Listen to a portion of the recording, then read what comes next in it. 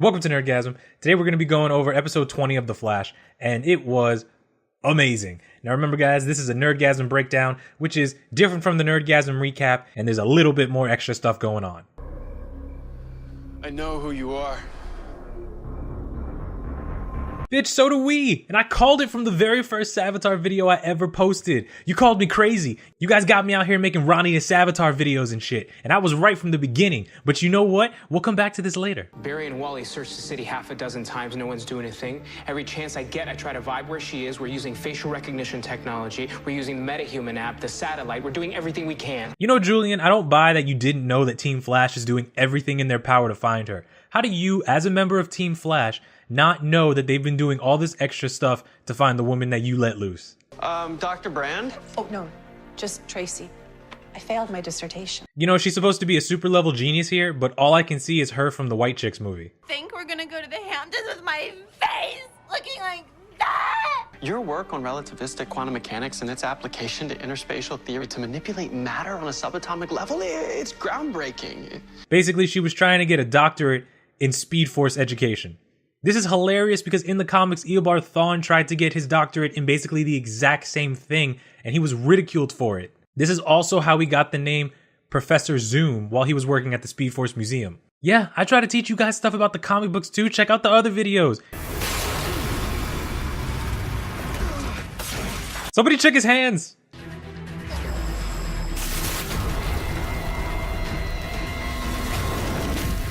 Where the fuck did the Flash learn to do that? This is the Flash we want to see next season. Do not ruin this. This better be the cool kind of Flash that we see in season 4. So I'm gonna spread this around so everyone knows to look for her. Remember when Barry Allen used to actually work here? Does anybody know what's going on with that? Does he still work here? Because I could have sworn Julian got his job back. You call yourself Killer Frost, but you haven't actually killed anyone yet. Okay, in her defense, it's only been like a week since she became Killer Frost, and honestly, she definitely was not hesitant to try and kill the new character on this show. She is not holding back. Savitar is just being a dick right here. Also, Savitar has been shrinking since he got out of the Speed Force. Has anybody noticed that? He looks a lot smaller. I need to calm down. So, a Zoom. A Zoom?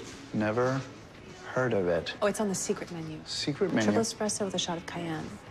Really?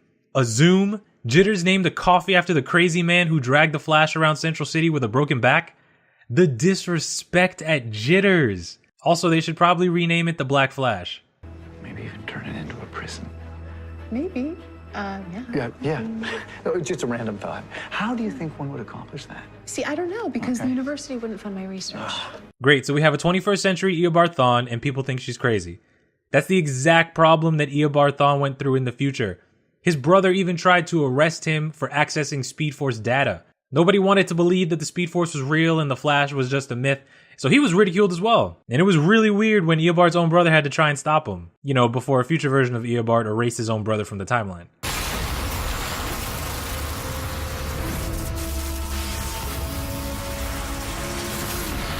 Somebody check his hands. Scar tissue is a lot more sensitive than regular tissue.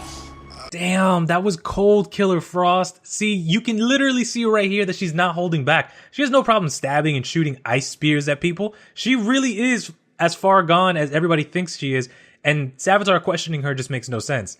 But then again, he also knows what's going to happen. So maybe he's trying to change the future as well, just like they're trying to change the future. And he doesn't want Killer Frost going back to her team. Well, to be fair, you're basically telling me I'm Sarah Connor in Terminator. Well, more like Miles Dyson. Yeah. You gotta love how they're giving this new person Team Flash cred with the Terminator references.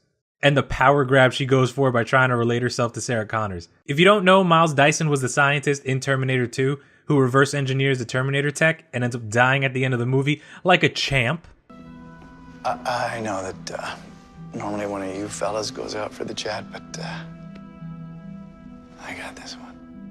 Does anybody else love the fact that HR just pointed out that they always have to chase after someone when they leave the Cortex, and then they have to give that person a speech, and he volunteers to be the person to give the speech this episode? I'm walking around with 2 loaded guns here, ready to go off. And what if she's hurting Barry or Joe or you? And I have to save you and I can't control my powers and I end up killing her? This scene right here is important because Cisco tells Julian that he's walking around with 2 loaded guns and he's worried that he might kill Killer Frost if he fights her. This may actually be the reason why he lost his hands in the future that we saw. He was holding back because he was scared to hurt his friend, but now it looks like Cisco might be able to do what he has to do no matter what. Slowly you can see the stuff that's changing the future from the last episode that we saw. I mean, it started in the last episode with the whole future being changed, but now we can see more of it start to solidify.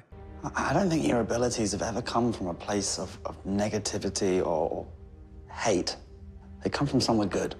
You gotta love the fact that Julian, a man who was mind controlled into giving people powers who use them for evil, is telling Cisco that he can use his powers to save the people he loves. And this moment right here really cements the resolve that Cisco needed to save his friends and keep his hands, hopefully.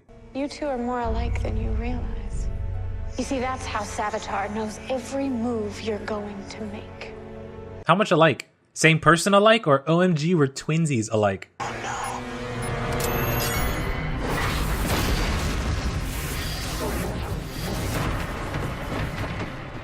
Somebody check his hands!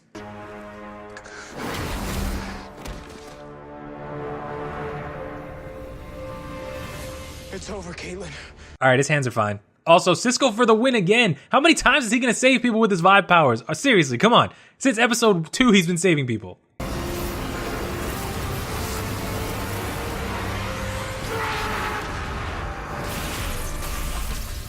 And Cisco finally just became more awesome than his future counterpart. So if you guys were wondering, the future we saw last time is going to be changed now. He beat Killer Frost this time, so there might still be a fight later on in maybe one of the next episodes where he fights her in the woods again. But after what we saw here, he was able to overpower her. He's not going to let her get the drop on him or give up because she's his friend. He's going to be able to stop her. So his hands may not go anywhere, thank God. Thanks to Cisco, we now have a sample of her blood when she was fully mutated as Killer Frost. It could be the key to reverse engineering a cure, so it's good work, mate. We even get this right here with the start of Julian trying to cure Killer Frost. Let's hope that now that the future is clearly changing, he can find a cure this time and doesn't need to lock her up for the next 8 years. Yeah. So if we could build a device capable of harnessing that power, theoretically, we could use his own velocity against him.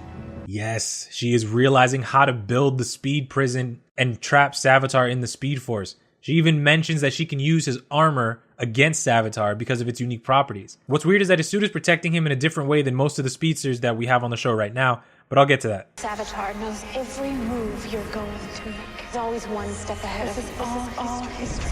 Oh, he's put it together! This is the part where people realize that they messed up and were hoping that it wasn't true. You remember when you were me? Like I told you from the beginning, I am the future Flash. I fucking called it. I called this in the very first Savitar video I made and got hella torn apart because people were saying there's no way it was going to be the future Flash. I'm dead serious. Look at this clip. When they ask who he is, he says, I'm the future Flash, right? And at first I wanted to be like, okay, I'm the future, comma, Flash. No, I think he's saying I'm the future Flash. Savitar is a future Flash where maybe some shit didn't go right. Now he's doing things that when a man snaps, who knows what he's capable of. Maybe he lost Iris and Joe and all that stuff. So he turned into Savitar. I knew it was him. But people were saying that there was a comma after he says, I'm the future Flash. Oh, I'm the future comma Flash. Oh, read the synopsis. You're an idiot. Like, so how does it feel to everyone who said, no, this version of Barry would never kill Iris. There'd never be a version of Barry anywhere in the multiverse of multiverses that would ever kill Iris. Well, guess what? Hashtag Stab Iris is alive and well. And if you don't like it, then blame the people who made the season. This is the weirdest twist they could have put on the Savitar and Future Flash arcs from the comic books. But oh my goodness, it was worth it.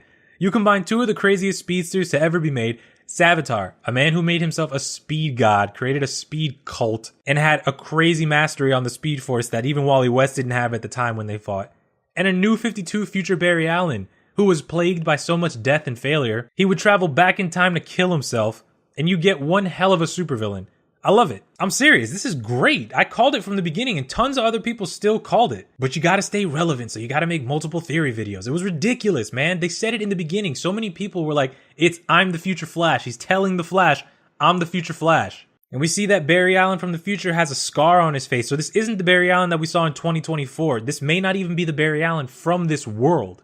Because if you remember way earlier what Jay Garrick told Barry Allen was that Savitar would come to Worlds and then he would beat those speedsters. So this may be a Barry Allen from a different universe, and he's taking it out on tons of other Earths. Now, I know you may be thinking, that's ridiculous, Nerdgasm, that's stupid. He's from the future. Yeah, he could possibly be just a farther future version of Barry Allen. So we saw the 2024 Barry Allen, and he's like, oh no, Iris is gone. We have to stay a family. It sucks. Oh my goodness.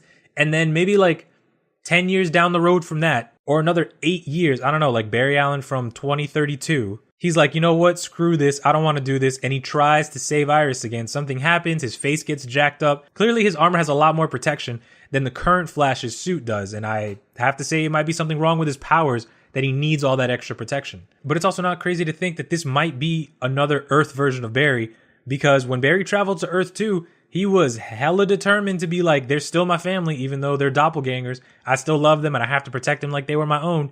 We've seen that Barry Allen has a hard time distinguishing from stuff like that. So what do you think a completely mind-fucked Barry Allen is going to do? He's going to be more sane, and he's going to be like, oh no, other Earths don't matter anymore. No, he'd be crazier. All we know is that this version of Barry Allen has traveled to other Earths because Jay Garrick said so. How Jay Garrick knew all this stuff, I don't know. Did Jay Garrick know that it was future Barry Allen? It's very possible. He has seen a lot. He is a very experienced Flash. He could know all of this and not have told Barry for very specific reasons. Also, there's a lot of reasons that his face could be jacked up like that. It might be some kind of Speed Force scar. It could be something about the suit didn't protect him anymore because he got too fast. And then he had to create the Savitar suit so it would protect him better. In the new 52 with the future Barry Allen, his face, obviously it's older because it's an older version of Barry, but it's also a little scarred up. It doesn't look anywhere near as bad as this one. It doesn't look like he's been melted on the side of the face with a big belly burger grill. You think that's what happened? No. Let me stop. But the new 52 future Barry Allen did have some facial features that were, distinguished from scars and battles and stuff like that. So it's very possible this is the same kind of thing. But this reveal was epic. And like I said, no matter what the reveal was, it was going to be great. But we're going to have to wait for the next episode to see if they can actually stop anything from happening. Let me know what you guys think about the reveal. Let me know what you guys think is going to happen next episode. What was your favorite part? Were you right? Were you wrong? I'll see you guys in the next video. Thank you for watching. If you're brand new, hit the subscribe button, because if you lasted this long, why not? Seriously, why not? You guys are awesome. Goodbye.